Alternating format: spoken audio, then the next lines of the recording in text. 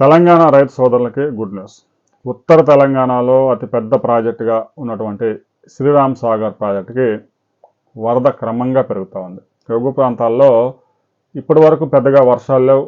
గడిచిన 4-5 రోజులుగా భారీ వర్షాలు నమోదవుతూ ఉన్నాయి. ఎల్నినో ప్రభావంతో ఇప్పటి వరకు ప్రాజెక్టులో పెద్దగా వరద చేరకపోయినా ఇన్ఫ్లోస్ ఇప్పుడిప్పుడే క్రమంగా పెరుగుతూ ఉన్నాయి. తాజాగా శ్రీరామ్ సాగర్ ప్రాజెక్టుకి 3,250 క్యూసెక్కుల వరద వచ్చి చేరుతా ఉంది. తాగునీటి అవసరాల కోసం మిషన్ భగీరథ అవసరాల కోసం ఒక 752 క్యూసెక్కులు తాగడానికి డ్రింకింగ్ వాటర్ కోసం మాత్రమే విడుదల చేస్తూ ఉన్నారు.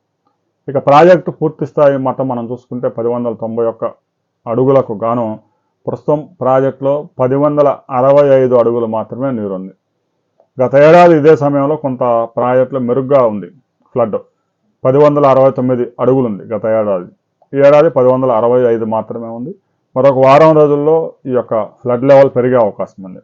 పూర్తి స్థాయి 90 టీఎంసీలు అయితే ప్రస్తుతం 16.2 టీఎంసీలు మాత్రమే ఫ్లడ్ ఉంది. ఇంకా గ్యాప్ 65 టీఎంసీల వరద రావాల్సి ఉంది.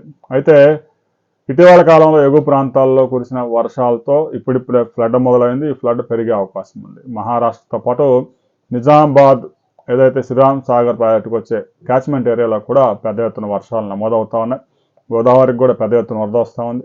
గోదావరి ఉపనదుల మీద కూడా వరద వస్తూ ఉంది. ప్రాజెక్టులకి గోదావరి ప్రాజెక్టులు కూడా ఇప్పుడిప్పుడే వరద చేరుతూ ఉంది. ఇక ప్రాజెక్టుకి పర్యాటకం కోసం వచ్చే పర్యాటకులు జాగ్రత్తగా ఉండాలి. ఇటీవల కాలంలో చాలా ప్రమాదాలు జరిగాయి. యువకులు ఈత కోసం దిగి గల్లంతయ్యారు. చిన్న చిన్న కాలువల్లో అక్కడ ఇక్కడ చెరువుల్లో ఈత నేర్చుకొని రిజర్వాయర్లలో, డ్యాముల్లో, సముద్రాల్లో ఈతలు వేయడానికి దిగవద్దు అని అధికారులు హెచ్చరికలు జారీ చేశారు. ఇక మహారాష్ట్రలోని జైక్వాడి జలాశయం నుంచి వరద పెరిగే అవకాశం స్పష్టంగా ఉంది. అక్కడ వరద పెరిగితే ఆ వెంటనే శ్రీరామ్ సాగర్ ప్రాజెక్టుకి రాబోయే కొద్ది రోజుల్లోనే రిలీజ్ చేయబోతున్నారు. జైక్వాడ్లో ఎంత వరద వస్తూ ఉంది, అక్కడ గేట్లు ఎత్తి ఎప్పుడు రిలీజ్ చేస్తారు అనే వివరాలతో మరో వీడియోలో మనం కలుసుకుందాం.